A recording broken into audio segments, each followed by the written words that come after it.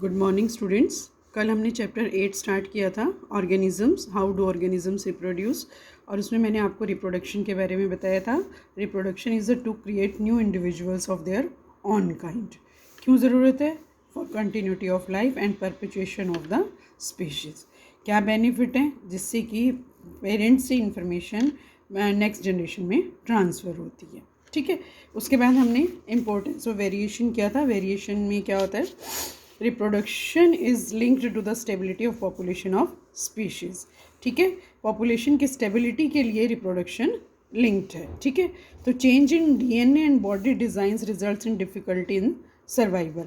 DNA जो है हमारा क्रोमोसोम्स के अंदर, जीन्स के अंदर होता है। जीन्स के अंदर जो क्रोमोसोम्स होते हैं उनके अंदर होता है। ठीक है, आज हम टॉपिक करने वाले हैं modes of reproduction used by single organisms.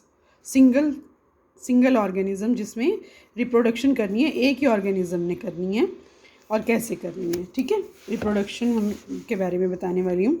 All living organisms reproduce for continuity of life. सभी लिविंग ऑर्गेनिजम्स लाइफ कंटिन्यू रहे इसलिए रिप्रोड्यूस करते हैं। And to maintain the species on the earth, और अर्थ के ऊपर स्पीशीज़ मेंटेन रहें। ठीक है, उस तरह के एनिमल्स की टाइप जो है अर्थ पे रहें। आपको पता है कुछ चीज़ें, कुछ एनिमल जो ऑर्गेनिजम्स हैं वो एक्सटिंक्ट हो चुके हैं। ठीक है, क्योंकि वो रिप्रोड्यूस नहीं कर पाए, उनके ऊपर हेल्थ कंडीशंस ऐसी रही, इन्वायरमेंटल कंडीशंस ऐसी रही कि वो रिप्रोड्यूस नहीं कर पाए और वो धीरे धीरे एक्सटिंक्ट हो गए। तो इसीलिए अपनी स्पीशीज़ को मेंटेन करने के लिए और कंटिन्यूटी ऑफ लाइफ के लिए लिविंग ऑर्गेनिजम्स रिप्रोड्यूस करते हैं। Different organisms use different methods of reproduction. जो डिफरेंट ऑर्गेनिजम्स हैं वो डिफरेंट मेथड्स यूज़ करते हैं रिप्रोडक्शन के लिए, depending on their body design. उनकी बॉडी डिज़ाइन के अकॉर्डिंग, जैसी उनकी बॉडी का डिज़ाइन होता है उसके अकॉर्डिंग वो डिफरेंट मेथड्स रिप्रोडक्शन के यूज़ करते हैं। जैसे यूनिसेलुलर ऑर्गेनिजम्स हैं, जो सिंगल सेल्ड ऑर्गेनिज्म होते हैं उनको हम यूनिसेलुलर कहते हैं। यूनिसेलुलर ऑर्गेनिज्म में reproduce by following methods. Different method से वो रिप्रोड्यूस कर सकते हैं। सबसे पहले मैं आपको बताने वाली हूँ फिशन। फिशन का लिटरली मीनिंग होता है टू डिवाइड। ठीक है, किसी भी चीज़ को डिवाइड करना। इसमें क्या होता है कि ये एक पेरेंट सेल है। सपोज करो ये कोई भी एक ऑर्गेनिज्म है जिसको मेन है, उसको मैं पेरेंट सेल कह रही हूँ। धीरे धीरे इसकी बॉडी में चेंजेस आते हैं। न्यूक्लियस ऐसे इलोंगेट होना शुरू हो जाता है और बॉडी भी ऐसे लंबाई की तरफ बढ़नी शुरू हो जाती है। और धीरे धीरे आप देखें इसमें ये दो इस तरह से स्प्लिट बननी शुरू हो जाती हैं और उसके बाद ये स्प्लिट इस तरह से कंप्लीट हो जाती है और न्यूक्लियस जो है दो में डिवाइड हो जाता है। अब ये दोनों सेल बन गई जिनको हम डॉटर सेल कहते हैं। तो इस तरह से ये एक से दो में डिवाइड हो गए। ठीक है, पेरेंट सेल में split into two daughter cells. जो पेरेंट सेल है वो दो डॉटर सेल में स्प्लिट हो सकती है, डिवाइड हो सकती हैं इन एनी प्लेन, किसी भी प्लेन में, इस तरह से, इस तरह से। ठीक है, this is known as binary fission. Binary for two होता है क्योंकि ये एक से दो बन गई हैं, that's why it is called binary fission. और ये एग्जाम्पल है अमीबा का। ठीक है, ये जनरली हमें अमीबा में देखने को मिलता है। ऐसी एक और एनिमल है जिसमें ये देखने को मिलता है, that is the leishmania. Leishmania का मैं आपको ये दिखाने लगी हूँ। लिस्मेनिया ये इस तरह का एक एनिमल है। ठीक है, इसके ऊपर ये आगे लगा हुआ है। ठीक है, और इस तरह से इसकी बॉडी डिवाइडेड बनी हुई होती है, टेंटकल्स बने हुए होते हैं आगे। ठीक है, तो ये धीरे धीरे इसकी बॉडी में एक टेंटकल और अपीयर होना शुरू होता है, दूसरा अपीयर होना शुरू होता है और धीरे धीरे इसका न्यूक्लियस एक से दो में डिवाइड होना शुरू हो जाता है। ठीक है, आपने देखा कि इस तरह से एक टेंटकल इधर बन गया और एक इधर बनता जा रहा है। धीरे धीरे इसमें दो बन गए और न्यूक्लियस भी दो बन गए। उसके बाद इसकी बॉडी में डिवीज़न होनी शुरू हो गई और ये इस तरह से यहाँ पे दो में डिवाइड हो गया। एक ये बन गई और एक ये बन गई, तो ये दो में डिवाइड हो गया। That is called the binary fission. ये होता है लिस्मेनिया में। ठीक है, और अमीबा का मैंने अभी आपको बताया कि एक इस तरह से होती है। Sometimes parent cell divides into many daughter cells. कई बार क्या होता है, पेरेंट सेल कई डॉटर सेल्स में डिवाइड हो जाती है एक साथ ही। ठीक है, तो इस तरह की जो फिशन होती है उसको हम मल्टीपल फिशन कहते हैं। और जनरली ये एग्जांपल है मलेरियल पैरासाइट प्लाज्मोडियम का। प्लाज्मोडियम की ये सेल है, पेरेंट सेल है, और ये इस तरह से कई सेल्स में डिवाइड हो जाती है और ये सेल आगे मैच्योर होकर फिर आगे और में डिवाइड हो जाती है।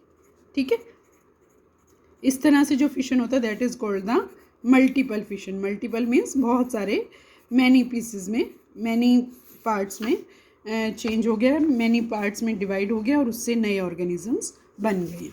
ठीक है, ये एग्जांपल है multiple fission malarial parasite plasmodium का। उसके बाद सेकंड टाइप है जिसमें single cell organisms divide single organism divide होता है, दैट इज़ फ्रेगमेंटेशन। फ्रेगमेंटेशन में क्या होता है कि एक एनिमल है इस तरह से, ठीक है, उसकी बॉडी में इस तरह से न्यूक्लियस सिचुएटेड है और इसका हर पीस जो है रिस्पॉन्सिबल है कि न्यू ऑर्गेनिज्म में डेवलप होने के लिए। अगर इसको हम यहाँ से कट कर दें तो ये एक नया ऑर्गेनिज्म बना सकता है, ये एक नया ऑर्गेनिज्म बना सकता है और ये एक नया ऑर्गेनिज्म बना सकता है। ठीक है, मल्टी सेलुलर ऑर्गेनिजम्स लाइक स्पाइर वगैरह, इसकी बहुत सारी सेल्स हैं, सिंगल ऑर्गेनिज्म है लेकिन बहुत सारी सेल्स हैं, मल्टी सेलुलर है ये, विद सिंपल बॉडी ऑर्गेनाइजेशन। इसकी बॉडी की ऑर्गेनाइजेशन बिल्कुल सिंपल है, इसमें न्यूक्लियस है, ठीक है, और स्पाइरल शेप्ड इसकी बॉडी है। May break into small pieces and where each piece may grow into complete organisms. इसकी जो बॉडी है वो इस तरह से कई पीसेज में कट सकती है और उस तरह जो हर पीस है वो एक रिस्पॉन्सिबल है एक न्यू ऑर्गेनिज्म बनाने के लिए। ठीक है, तो इस तरह की जो प्रोसेस होता है उसको हम फ्रेगमेंटेशन कहते हैं।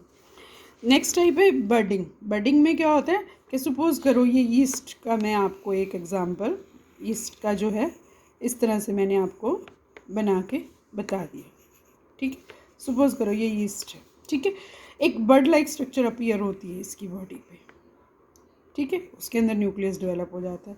ठीक है, अब इसके आगे एक और बर्ड डेवलप हो गई है, ठीक है, इसके आगे और बर्ड डेवलप हो गई है और हो गई है और हो गई, इस तरह से एक प्रोसेस चलता रहता है।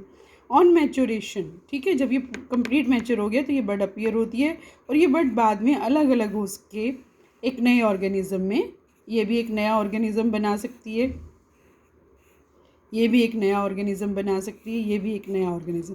तो इस तरह की जो structure that is called the budding. ये बर्ड बनी थी, इस बर्ड से एक नया ऑर्गेनिज्म डेवलप हो सकता है।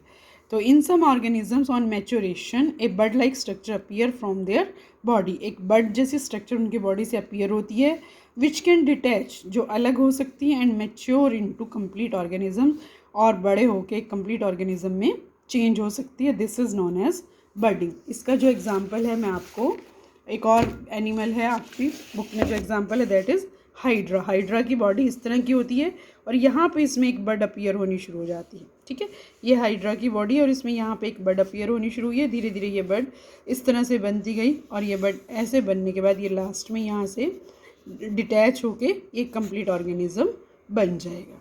ठीक है, next method is regeneration. Regeneration में क्या है, जिसके नाम से पता चलता है, जहाँ पे वर्ड री आ जाता है मीन्स अगेन, और जनरेट होना बन जाना, अगेन कोई भी चीज़ बन जानी।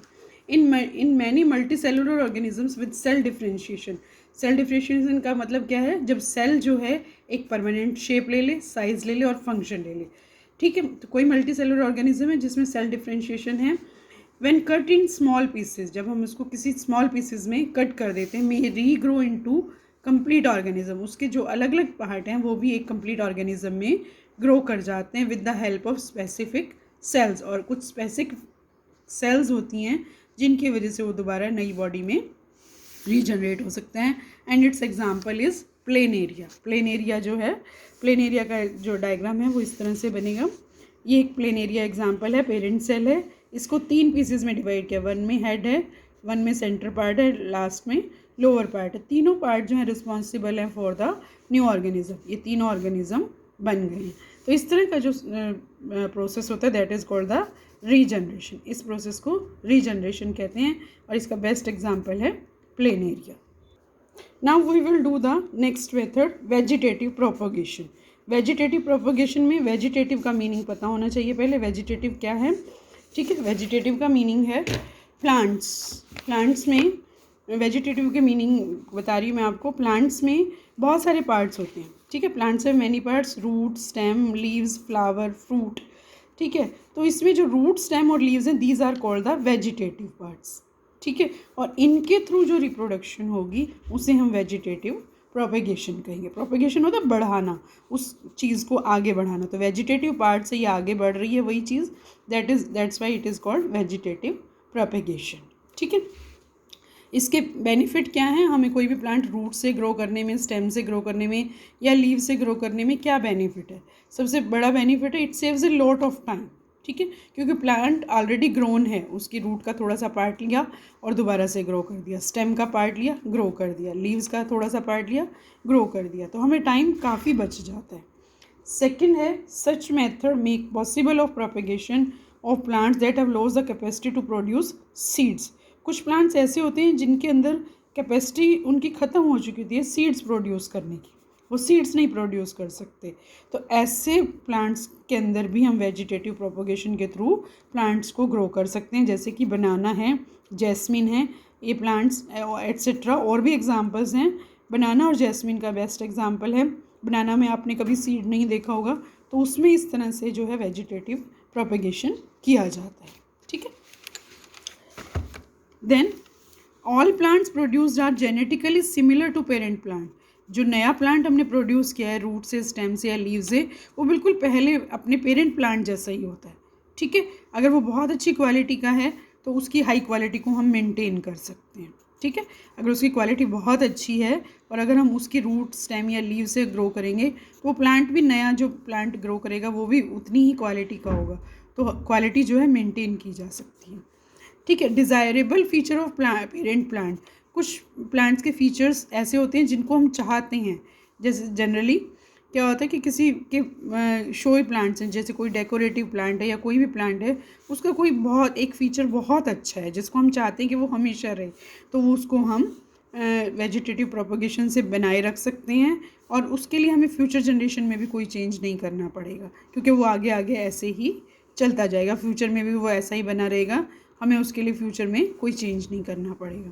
तो ये आपका हो गया वेजिटेटिव प्रोपोगेशन। कल इसके मेथड समझा के फिर मैं आपको स्ट्रक्चर ऑफ फ्लावर कल बताऊंगी। तो आपको कुछ डायग्राम सेंड कर रही हूँ जो आपको ड्रॉ करनी है इस चैप्टर के लिए, और पिछला काम आप लोगों ने मेरे को अभी तक नहीं भेजा है वो सेंड कर दो।